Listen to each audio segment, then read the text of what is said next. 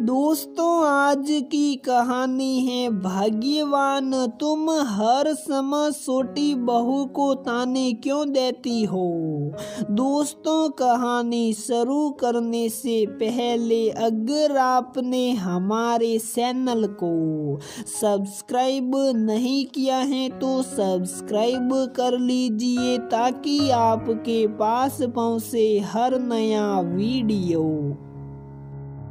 घर में कदम रखते ही निशा की सासू माँ की नजरें निशा के बैग पे टिक गई। भली भांति जान रही थी निशा क्या ढूंढ रही थी। उसकी सासू माँ की नजरें निशा की शादी के भरे पूरे परिवार में हुई थी। सास, ससुर, जेठ, जेठानी और निशा के पति अबीर। निशा की जेठानी रमा के घरवाले अच्छे खाते पीते लोग थे और निशा की शादी में भी महंगे तोहफे रमा के घर से निशा के लिए आए थे। वही निशा एक साधारण परिवार से थी। निशा के पिता और अबीर के पिता एक ही दफ्तर में काम करते थे। अबीर के पिता जहां अफसर थे तो निशा के साधारण कर्मचारी। निशा को अबीर के पिताजी ने कई बार अपने पिताजी के दफ्तर में देखा था। निशा के रूप और गुण से प्रभावित होकर ही अबीर के पिता ने निशा को अबीर की पत्नी के रूप में सुना था। जितने उदार दिल और नेक निशा के ससुर जी थे उतने ही लालची निशा की सासू माँ थी। निशा को अपने घर की बहू बनाने की बिल्कुल पक्ष में नहीं थी। अबीर की माँ लाख तर्क करने पर भी जब अपने पति के निर्णय को बदल नहीं पाई तो सिर्फ मजबूरी में निशा को स्वीकार किया। उसकी सासू माँ ने शादी के बाद निशा देखती अक्सर उसकी जेठानी के घर से कुछ न कुछ उपहार जेठानी के बच्चों या खुद जेठानी के लिए आता तो कभी मिठाइयाँ तो कभी मौसमी फल ही आ जाते। जबकि निशा के मायके में आमदनी कम और खर्च ज्यादा थे। जेठानी के घर से आई चीजों को देख निशा की सासू माँ खुश बहुत होती और निशा को कुछ न कुछ सुना ही देती। समधी हो तो रमा बहू के घरवालों जैसे दिलदार ना की निशा के घरवालों जैसे जो देना तो जैसे जानते ही नहीं। सासू माँ की बातें निशा को बहुत दुखी कर जाती लेकिन निशा अपने संस्कारों के कारण कुछ जवाब ना दे चुप रह जाती। अपने तरफ से निशा कोई शिकायत का मौका नहीं देती। शादी के तुरंत बाद घर की सारी जिम्मेदारी निशा ने अपने सिर ले लिया था या यूं कहे सासू माँ ने सौंप दिया था।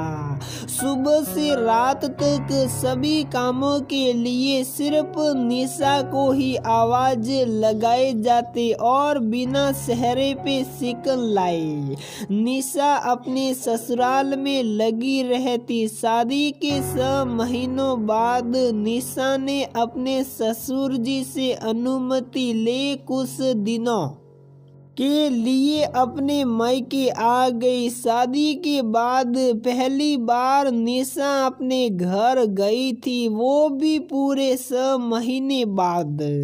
अपने घर आ निशा बेहद खुश थी। माँ, पापा और भैया भाभी के साथ कैसे एक हफ्ता बीत गया निशा के पता ही नहीं चला। निशा के वापस ससुराल आते समय निशा के पापा एक लिफाफा लेकर आए। बेटा, तेरे ससुराल वाले के जितना तो ना सही, लेकिन तेरे पिता ने जितना हो पाया तुझे दे रहा हूँ। आज अपनी भाभी के साथ बाजार जा, सबके पसंद के कपड़े ले आना। पैसे कम पड़े तो फोन कर देना, मैं या तेरे भैया आ जाएंगे। नहीं पापा, इतने पैसों की कोई जरूरत नहीं है। ये जरूरी नहीं पापा कि जैसा मेरे ससुराल में सब पहनते हैं वैसा ही आप दे। तोहफे तो अपने सदरा और हैसियत से देना चाहिए, ना कि दूसरों की हैसियत के हिसाब से। और क्या मैं नहीं जानती घर के कितने खर्चे हैं, और आप ये फिजूल खर्च कर रहे हैं। लेकिन बेटा मैं नहीं चाहता मेरे वजह से तुझे ससुराल में निशा देखना पड़े। उसकी चिंता ना करे पापा, अपने अपनी बेटी को ऐसे संस्कार दिए हैं जो सबको अपना बना लेगी और अपने पिता का मान भी कम ना होने देगी। निशा की बात सुन भरी आंखों से उसके पापा ने उसे गले से लगा लिया। निशा बाजार जा, अपने मायके के बजट के अनुसार अपने ससुराल वाले के लिए तोहफे ले आए और बाकी के पैसे माँ को दे दिए। आज जब निशा ससुराल वापस आई तो आदतन सासू माँ निशा के मायके से आए तोहफों के लालच में बैठी थी। शाम को निशा ने अपने घर से आए तोहफे सासू माँ को दे दिए। ये क्या भिजवाया है निशा? तुम्हारे पापा ने मेरे लिए कॉटन की साड़ी और तुम्हारी जेठानी के लिए भी कॉटन की सूट, मिठाइयाँ भी नाम मात्र की ही हैं। क्या तुमने बताया नहीं तुम्हारी जेठानी के घर से कैसे भर भर के सामान आता है, और तुम्हारे ससुराल का स्टैंडर्ड क्या है? मैंने तो पहले ही कहा था अबीर के पापा को अपने हैसियत में शादी करे। गुस्से से लाल पीली होती निशा की सासू माँ ने निशा को खूब खड़ी खोटी सुनाई। अपने पापा हैसियत पे उठते। सवाल सुन निशा का धैर्य आज जवाब दे गया। माँ जी माफ कीजिएगा, लेकिन मेरे पापा और उनकी हैसियत पे सवाल उठाने का किसी को हक नहीं। माना मेरे पापा के पास आप जितनी या जेठानी जी के पापा जैसी दौलत नहीं, लेकिन उनके पास संस्कारों का खजाना है। और फिर मैंने तो प्रेम और विश्वास रखता है, ना कि कुछ रुपये से खरीदे गए ये उपहार।